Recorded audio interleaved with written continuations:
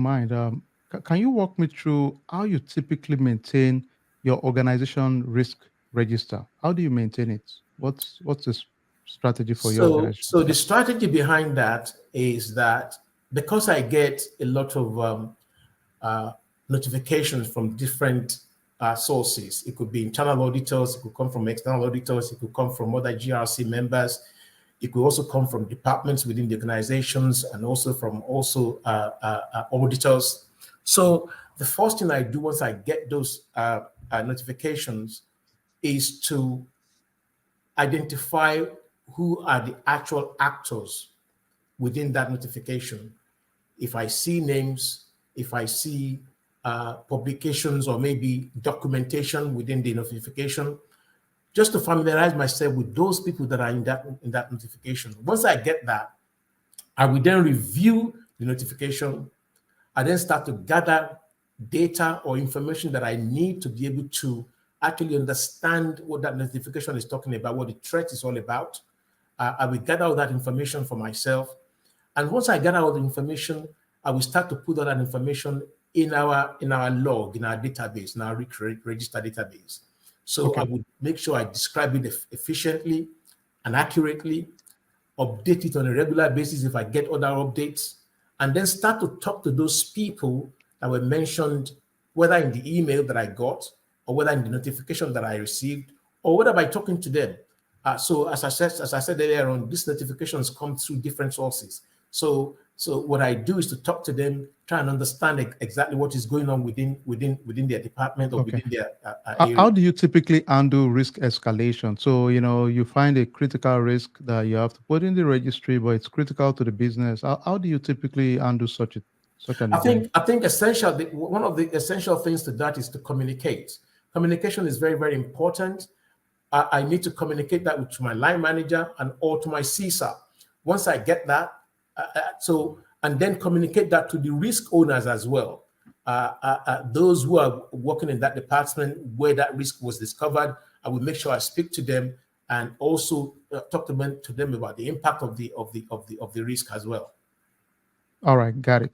Okay, just walk me through in general from your experience. How do you typically define those inherent or residual risk within your business? What's how do you guys define inherent and residual risk within your organization right now? Could you please elaborate a little bit more for me on that? What do you mean by inherent risks? So within your business, those risks that are inherent. So different organizations have ways in which they calculate risk. Within your Right. organization, do you have a way you calculate your risk exposure in general, or is it using the vanilla calculation by your software or solution at the moment? In our organization, for example, we have a formula for calculation of what is residual risk, inherent risk, and the overall risk within our environment. How do you guys treat that in your business right now? If I get your question correctly, Yeah, I believe you're talking about when you talk about inherent risk. I'm thinking you're talking about risks that may actually originate within the environment itself, that is correct. and Yes, external risks that are coming from outside the environment. yes, Right. So inherent risk within the environment, we make sure there are some controls that are put in place that staff know about on a regular basis, and we also basically educate staff on a regular basis through emails and through an intranet that has been provided for staff, that all staff can go and actually watch videos or whatever it may be that the information that we want to pass through to them is. We got send it. emails out that way. External threats within the organization comes in different forms, and they are non-relentless. They are relentless, if you like. And so what Okay, we do is to make sure that we get up to date on those threats on a regular basis, in fact, on a daily basis. got it. Thank you. Okay, just walk me through an incident whereby leadership or business stakeholders disagrees with proposed risk exception within your business. Where leadership disagree with the proposed solution to the problem. Yeah, Is that what you mean? It could be solution to mitigation to a risk or a risk exception in general. So let's say, within a business, you guys propose a risk exception, but a business unit propose a risk exception, but leadership disagrees with it. For example, within our organization, sometimes within certain business units, they don't agree that certain risk are actual risk to their organization. Because I'll give an example: change management. Certain organizations don't have solutions for change management, but they manually do it. So rather than giving them exceptions, they requested to have a policy exception, so that every audit period it will not be finding within the organization. So they sought an exception, but leadership within my organization disagrees and said, well, we cannot provide an exception for you based on this particular risk. So have you had such instances in the past where your own leadership disagrees with certain risk? That honestly, that hasn't been an occurrence. Okay.